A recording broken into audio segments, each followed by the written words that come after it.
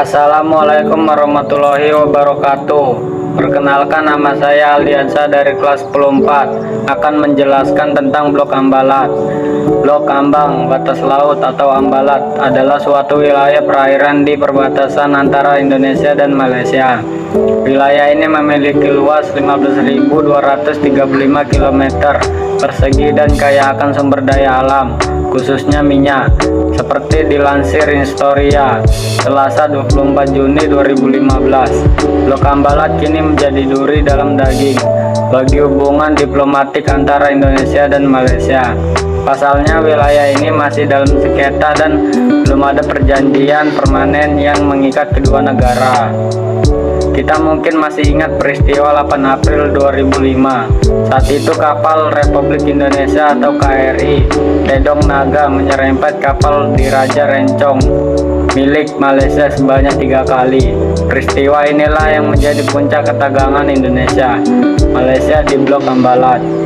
Awal dari sengketa di Blok Ambalat adalah konvensi antara Belanda dan Inggris mengenai wilayah kekuasaan di Pulau Kalimantan pada 1891. Dalam konvensi tersebut ditetapkan wilayah Sabah dan Sarawak berada di bawah kendali Inggris, sedangkan sisanya masuk ke dalam wilayah Belanda.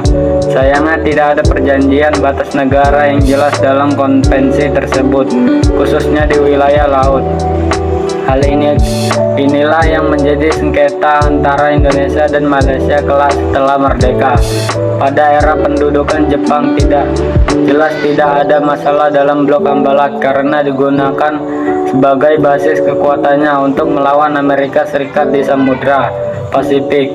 Namun, ketika Indonesia merdeka pada 17 Agustus 1945, Jepang menegaskan wilayah Indonesia merupakan bekas wilayah jajahan Belanda.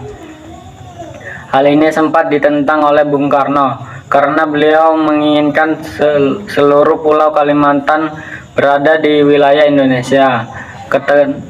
Ketegangan antara kedua negara memuncak ketika Inggris memerdekakan Malaysia pada 31 Agustus 1957. Bung Karno pun menolak keberadaan Malaysia berikut wilayah yang diklaimnya.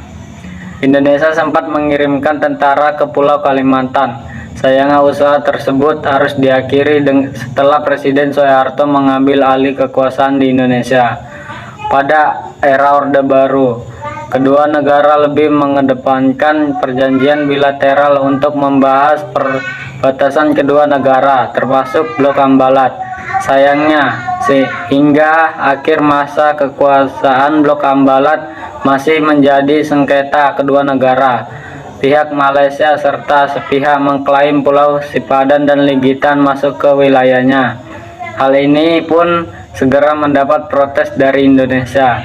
Sengketa kedua negara ini harus diselesaikan melalui Mahkamah Internasional pada 2002. Hasilnya 16 hakim menyatakan Sipadan dan Ligitan milik Malaysia, sedangkan hanya 1 hakim saja yang mengatakan pulau tersebut milik Indonesia.